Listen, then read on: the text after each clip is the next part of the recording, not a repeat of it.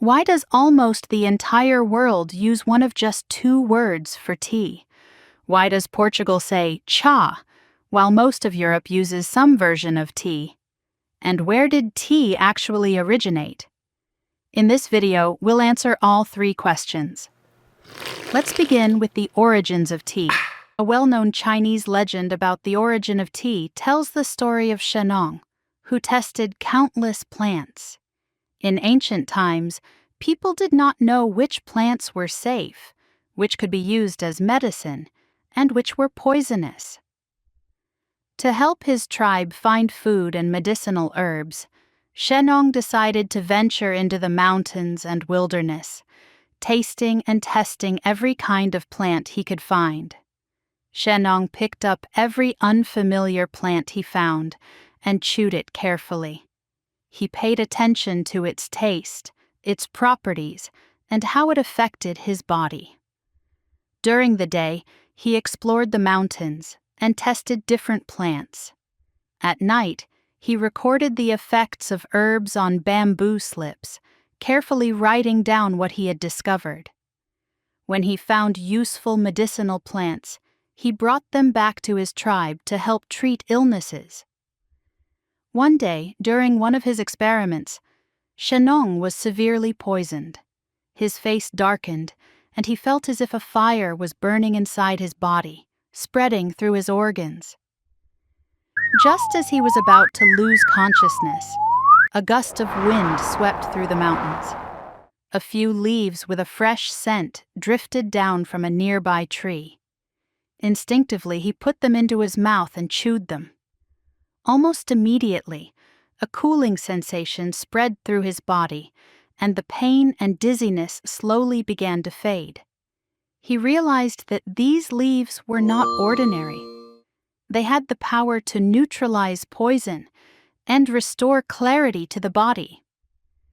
According to the legend, they seemed to search through the body and clear away what did not belong there. So he named them cha. In this legend, the word cha is linked to the idea of searching, examining, and identifying what is inside the body.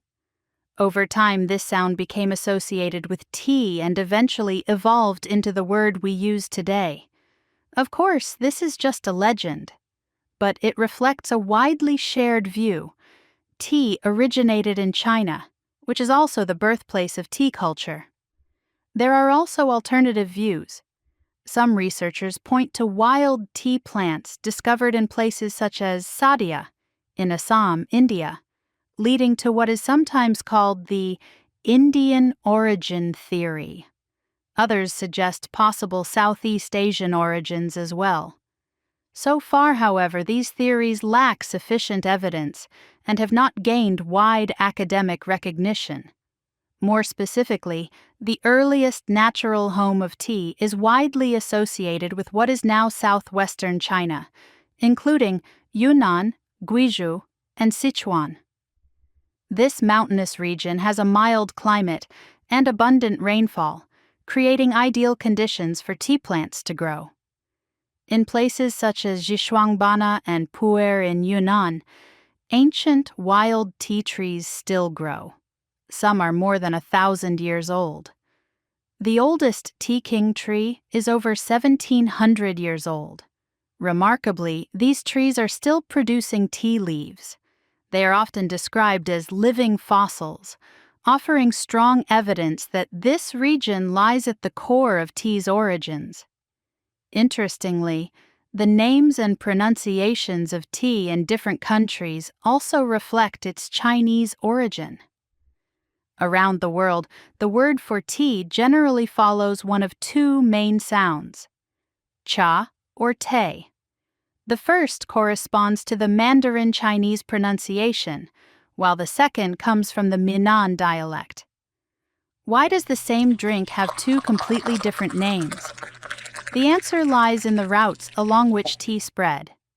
The pronunciation cha spread mainly along overland routes, while the te pronunciation spread mainly through maritime trade. Let's start with cha. In many Asian countries, the word for tea is very close to cha. This is not a coincidence. In many of these places, tea culture was first introduced through overland routes. From China, tea spread eastward to Japan, the Korean peninsula, and Vietnam. To the north, it reached Mongolia and Russia. To the west, it passed through Central and South Asia, reaching Nepal, India, Pakistan, Iran, and Turkey, and even parts of North Africa. Now let's move on to the second pronunciation, the te sound, which became the English word tea. This pronunciation mainly appears in Europe, the Americas, Australia, and New Zealand. The reason is that these regions first encountered tea through maritime trade. European merchants traveled to China's southeastern coast and gradually built trade connections with ports in Fujian, including Xiamen. In the Minnan dialect, the word for tea sounds close to te. This pronunciation spread along maritime trade routes to Europe, including the United Kingdom, France, Germany, the Netherlands, and Italy. It later reached South Africa, then crossed the oceans to the Americas, Australia, and New Zealand.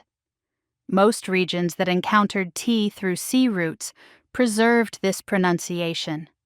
From a historical perspective, the two pronunciations of tea reflect two major waves of its global spread.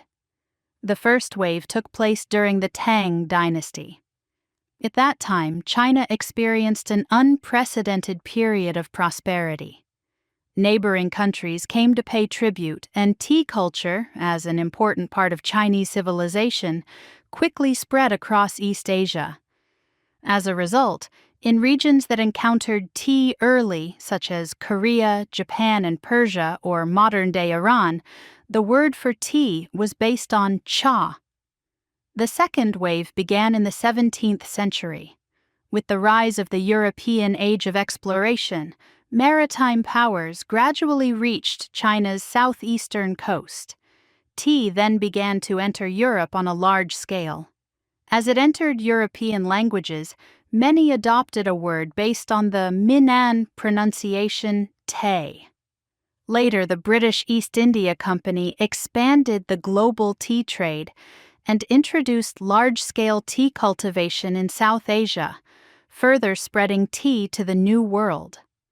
One interesting detail is that, among European languages, Portuguese is the notable exception. It uses the word cha rather than a form of tea. This is because Portugal was among the earliest European maritime powers to establish direct trade with China. Through its presence in Macau and contact with Cantonese-speaking communities, Portuguese adopted and retained the word cha. In a sense, the word cha stands as a witness to Portugal's early maritime power and its historical role in global trade. If we put these two routes together, we can see a clear historical structure. The word cha records the overland Silk Road and the cultural sphere of mainland China. The word tea records maritime trade and early global expansion. They are more than two simple words. They are sound fossils of two historical routes. In this way, a single leaf leaves its own map within language. So tea is not just a drink, it is a thread of civilization that connects China to the world. In the next episode, we will explore how tea is classified and look at famous teas from around the world. This is Meow Lab. Follow along for more fascinating stories and ideas. See you next time.